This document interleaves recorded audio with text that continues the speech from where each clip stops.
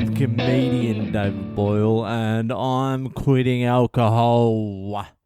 So it's the Queen's birthday weekend coming up, so we've decided we're going to make the 5.5 hour fucking drive and go out and stay with mum for fucking 3 days. So this should be fucking interesting. I can't even remember the last time I saw mum. Maybe like 2 years ago now, was it? Maybe like 18 months or something like that. I vaguely remember the last time we went there, there were no pillows or blankets in the spare room where we were sleeping. And the bed was covered in dog hair, and there was like a general fucking haze of cigarette smoke lingering in the air. I think my daughter was like 3 or 4 months old at the time, so it was pretty warm welcoming. My brother's there too. He's out of the nut house. He is all clear. He's good as gold. They cured him. They said, you're fucking fine. No more schizophrenia. Now get out there in the world. The world's your oyster, mate. Get out there. Climb some fucking trees. Nah, he's obviously not cured, but he does sound good. He started vaping as well, which was a move he needed to make because he was smoking about a pouch of tobacco every fucking day and a half. That is just constant fucking darting. That's like darting every 15 minutes of your waking life.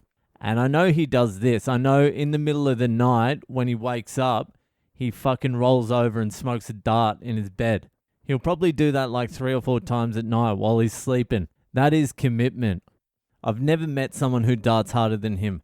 Even my mum's like he's out of control on the darts. And that's saying something because she's about a pack a day as well. I'll be like, how's your smoking going? And she'll be like, oh, it's nothing compared to his. He's just, non-stop. And I'm like, yeah, but how many are you smoking? Oh, not that many. Not as many as him.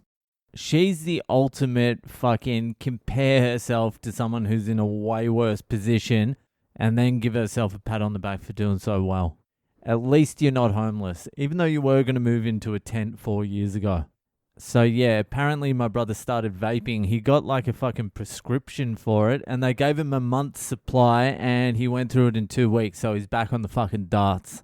Fuck knows how he's affording it. I think he's just not eating, which is healthy.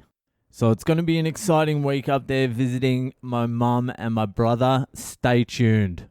Anyway, it is Monday. It's another Magic Monday. And it is time for this week's Ask Boyle. It's Ask Boyle time. So if you have a question you'd like answered by one of the truly great minds of this or any generation, send it through to my website. You can use Drunk Dial if you want to send through an audio question, or you can just write one out. If you want to send through a drunk dial, go to my website. It's boylecomedy.com. There's a section there. You'll see it. If you just want to ask a question in print the old-fashioned way, just email me on boylecomedy@gmail.com. Anyway, let's fucking just sink our teeth into this week's Ask Boyle. So this week's Ask Boyle was sent in by my man Jeff over there. Well, he says the country in the question, so let's just read out the fucking question. Here it is, this week's Ask Boyle. Hey Boyle, I'm a paramedic in the States. My recent ex-girlfriend just broke up with me after a 4.5-year relationship. She told me she cheated on me 7 months ago with a stranger, a relationship that had apparently been happening for a few months. She told me she cheated on me because I've been emotionally unavailable for the last 2 years. With COVID and my crazy work hours getting her through nursing school, I'm just absolutely burnt out. I love her, but I've been a functioning alcoholic for 10 years now. I realize my addiction has taken a toll on our relationship, but I'm hurting so much from this news. She explained to me that she's a sex addict, but we haven't fucked in 4 months. She is moving out, but my question is, can I trust her if we were to get back together in the future? I love her, but have so much doubt that she'll ever be faithful. I have no problem moving on, but she has made me feel crazy about it. Well, Jeffo, you have come to the right place. So this is like a standard way that alcoholics' fucking relationship ends, either you cheating or them cheating. That's how it usually goes. So let's have a look at what's going on. What was your question? Your actual question was, can I trust her if we were to get back together in the future? All right, let's go through what you told me. So she told me she cheated on me 7 months ago with a stranger. A relationship that had apparently been happening for a few months. All right, so let's say that few months she's talking about is more like 5 or 6 months. And so she cheated on you 7 months ago. So let's say it's more like 10 months ago or 11 months ago that shit started happening with this supposed stranger. I don't know how you have a relationship with a stranger. Anyway, I'm going to fucking look past that. So let's say shit's been going on for a year. So she said to you, she cheated on you because you've been emotionally unavailable for the last 2 years. Okay, which is fair enough because it's been COVID, you've been working hard, all that sort of shit. But the only problem with that is she actually cheated on you after 1 year of being emotionally unavailable, not the 2 years claimed. Unless she's counting 2 years up until the time she cheated on you. So there's a problem there as well. But I can imagine if you are an alcoholic, you said you're a functioning alcoholic for 10 years, you're usually emotionally distant anyway. So I'll fucking give her a pass on that one. She also said to you that she's a sex addict, but you haven't fucked in 4 months. So she's obviously fucking someone else or multiple people. Whatever you do, don't go through her phone. Don't investigate. You don't want to get to the bottom of this mystery. Trust me. Don't fucking investigate, Sherlock. So you love her, but you have doubts she'll ever be faithful. Well, this is the thing. Unless you have kids involved, then the fucking emotional energy to fucking process all that shit, it's just not going to be worth it. Like, it would take a Herculean effort just to fucking get over it. I've seen it done before. I've seen it done quite a few times, actually. A couple of times kids were involved, so they had, like, motivation.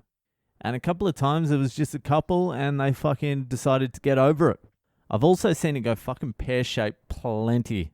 This is what I do, because the thing is, you usually get who you deserve at any point in time. I would let this relationship go. It doesn't sound like there's a viable or healthy resolution to it. I would cut back on a little bit of your work. I'd cut back on drinking. Get yourself healthy. Get yourself mentally good. Don't blame her either. Look at the things you did that led to this. Because in general, if you fucking are really honest with yourself, you'll see all the mistakes you made and you'll eventually be able to forgive her once you've moved on. But I would suggest you move on. Get your own shit together. Learn from your mistakes. Become a better person and you'll get a better partner. That's just the way it fucking works. Anyway, I hope that fucking helped, Jeffo. Get into the gym, get your head right. Don't mope around like a sad cunt. That's the worst thing you can do. Anyway, that'll do for tonight. If you're enjoying the podcast, give it a share around. Also, in the next couple of days, I'll be releasing fucking some more merch. Another fucking banger of a t-shirt. And the Dublin show at the fucking Sugar Club will be going on sale. I say the 8th. That's what I fucking told them. So hopefully it will be on sale on the 8th. I'll be going through every message I've ever received looking for Irish cunts that have messaged me. And I'll be fucking hunting you down and sending you a link to the fucking Dublin show. So get on board. The England show is still fucking getting finalized as well. These cunts are hard to get responses from. But that will be up very soon as well. There will definitely be a show in England. So don't worry, the boy owl will be there. Anyway, that'll do for tonight, and I'll see you the fuck later.